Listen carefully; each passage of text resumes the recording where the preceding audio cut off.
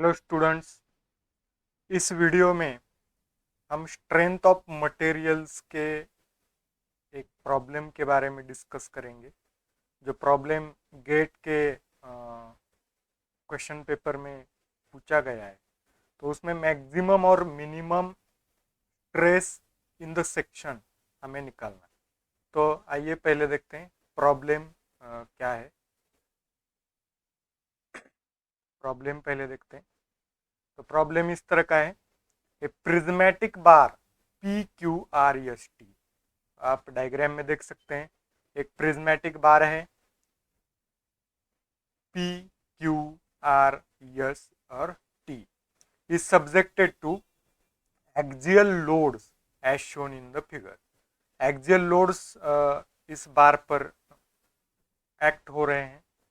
ये 10 kilo Newton इस direction में, 15 kilo Newton positive X direction में, then at section yes 20 kilonewton force is there, and at section T 25 kilonewton force is there. So the segments having maximum and minimum axial stresses respectively are।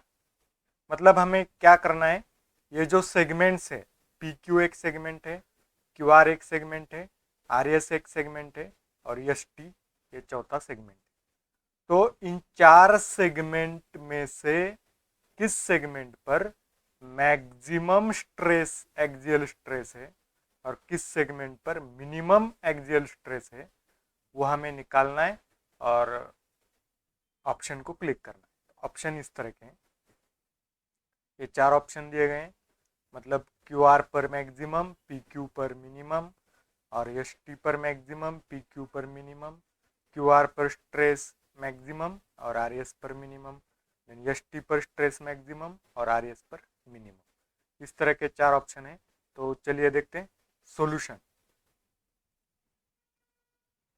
तो solution में पहले हमें पता है हम क्या करते हैं। इस तरह का अगर बार्स इन सीरीज वाला प्रॉब्लम अगर हो तो हम क्या करते हैं, उसकी फ्री बॉडी डायग्राम पहले ड्रॉ करते हैं। तो देखिए इस तरह का बार है सीरीज में, P Q Q R are S और एस टी जो बार्स है वो सीरीज में कनेक्ट किए गए हैं। और एक जो पी साइड है वो फिक्स है, सपोर्ट वहाँ सपोर्ट है, और यह टी साइड जो है वो फ्री है।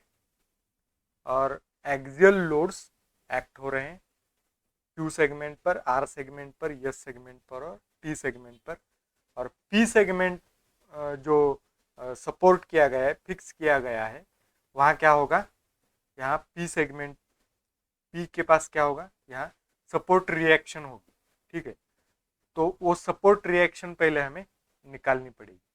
तो देखिए reaction at support, reaction at support, मेरा कर्सर आपको दिखाई दे रहा होगा, तो कर्सर पर भी ध्यान रखिए। रिएक्शन एट सपोर्ट, तो रिएक्शन कैसे फाइंड करेंगे हम। तो सारे फोर्सेस आप देख सकते हैं, सारे फोर्सेस कैसे हैं, एक्टिंग इन हॉरिजॉन्टल डायरेक्शन और एक्टिंग इन एक्स डायरेक्शन। तो हम क्या कंडीशन यहाँ लेंगे, summation F X is equal to zero. Summation F X is equal to zero मतलब एक्स डायरेक्शन में जो सारे फोर्सेस हैं उसकी समेशन क्या होगी, जीरो। तभी ये रॉड और ये बार इक्विलिब्रियम में रहेगा। तो देखिए यहाँ रिएक्शन सपोज आर हम लेंगे, रिएक्शन यहाँ रिएक्शन आर है, उसकी डायरेक्शन सपोज इस डायरेक्शन में एक्ट हो रही है वो रिएक्शन। तो अब हम summation F X is equal to zero लेंगे। तो पहले आर पॉजिटिव एक्स डायरेक्शन में जा रहा है, उस फोर्स को हम प्लस लेंगे, और जो निगेटिव एक्स डायरेक्शन में जा रहा है उसे हम माइनस निगेटिव लेंगे। तो देखिए R acting in positive X direction, so plus R, then -10 acting in -x direction, so -10 plus 15 plus ये 20 sorry -20 then plus 25 is equal to 0। तो ये टोटल कितनी आएगी, -10 + 15 + 5, देन +5 - 20 -15 आएगा, और -15 + 25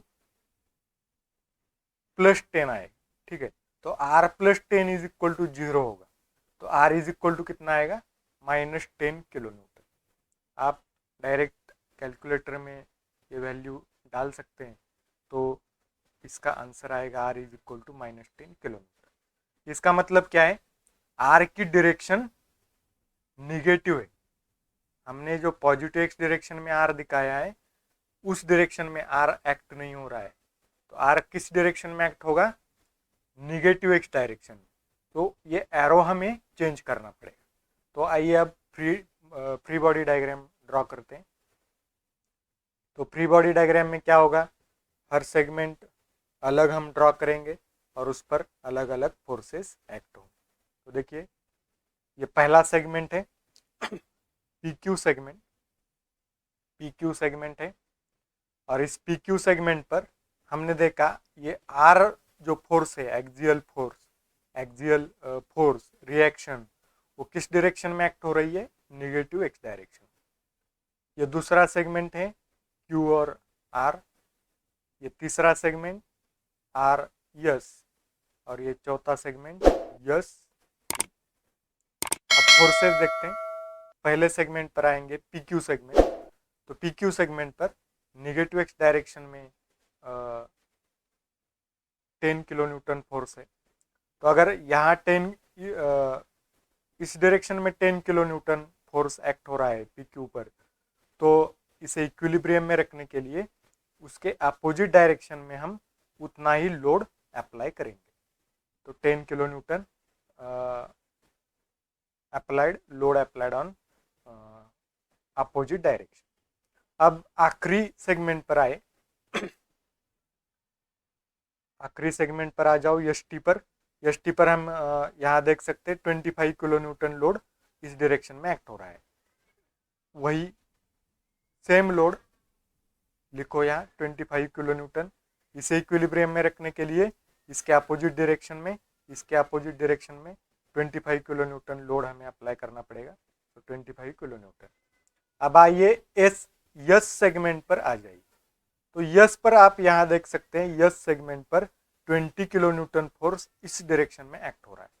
लेकिन यहाँ यस सेगमेंट पर और यस सेक्शन पर 25 किलोन्यूटन उस डायरेक्शन में जा रहा है। लेकिन हमें कितना चाहिए, सिर्फ 20 किलोन्यूटन, लेकिन जा रहा है 25 किलोन्यूटन। तो 5 हमें माइनस करना पड़ेगा।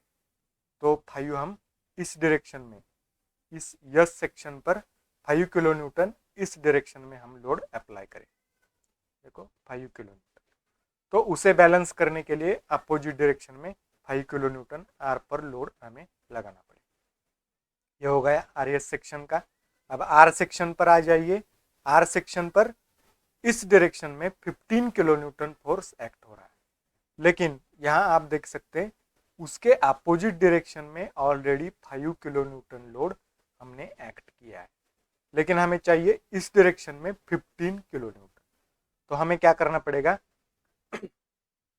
20 किलोन्यूटन फोर्स इस डायरेक्शन में हमें लगाना पड़ेगा। तो वो 20 - 5, यहाँ 15 बचेगा। तो 20 किलोन्यूटन पॉजिटिव एक्स डायरेक्शन में फोर्स अप्लाई किया हमने। तो इक्विलिब्रियम में क्यूआर को रखने के लिए फिर 20 किलोन्यूटन अपोजिट डायरेक्शन में हमें अप्लाई करना पड़ेगा। तो हम चेक कर सकते हैं क्यू सेक्शन पर। क्यू पर देखिए यहाँ 10 किलोन्यूटन जाना चाहिए, तो गया है 20 किलोन्यूटन। तो ये 20 माइनस ये 10 किलोन्यूटन इस डायरेक्शन में यहाँ फोर्स आ रहा है। तो हमारा जो फोर्स डिस्ट्रीब्यूशन है वो सही है, वो हम यहाँ चेक कर सकते हैं। ठीक है, तो इस तरह से हमने फ्री बॉडी डायग्राम्स ड्रॉ किए। तो PQ सेक्शन, उस पर टेंसाइल फोर्स अप्लाई हो रहा है। QR सेक्शन, उस पर टेंसाइल लोड एक्ट हो रहा है।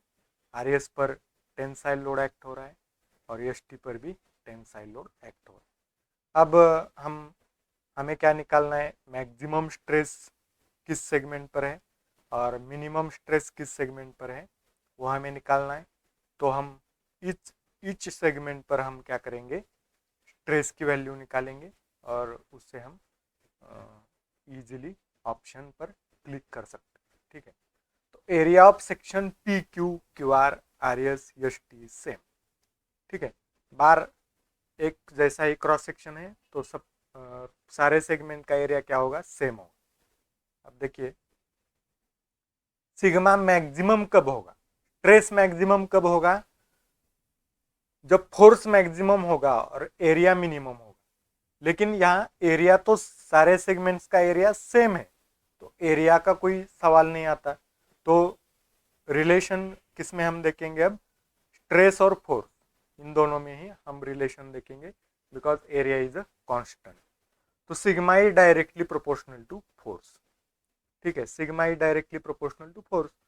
तो सिग्मा मैक्सिमम कब आएगा, फोर्स मैक्सिमम होगा, तो सिग्मा मैक्सिमम। ठीक है, तो अब इन चार सेगमेंट्स में हम देख सकते हैं फोर्स मैक्सिमम किस सेगमेंट पर एक्ट हो रहा है, एस टी पर। तो section S T having maximum stress. आपको वैल्यू निकालने की भी जरूरत नहीं है सारे सेगमेंट्स के लिए। आप इजीली इस फार्मूला ये फार्मूला देखकर आप इजीली बता सकते हैं कि सिग्मा मैक्सिमम कब होगा, फोर्स मैक्सिमम होगा तब, बिकॉज एरिया सबका सेम है, इसका मतलब एरिया कांस्टेंट है। तो sigma is directly proportional to force, तो फोर्स मैक्सिमम होगा तो सिग्मा मैक्सिमम। फोर्स मैक्सिमम किस सेगमेंट पर है, एस टी पर, तो S T having maximum stress. अब सिग्मा मिनिमम कब होगा, जब फोर्स मिनिमम होगा तब सिग्मा मिनिमम होगा। तो फोर्स मिनिमम किस सेगमेंट पर है, आर एस पर, तो section R S having minimum stress. तो ऑप्शन करेक्ट ऑप्शन कौन सा है, पीछे पीछे चला जाता हूं मैं। तो करेक्ट ऑप्शन कौन सा है, एस टी और R S, D option is a correct option. ठीक है, तो इस तरह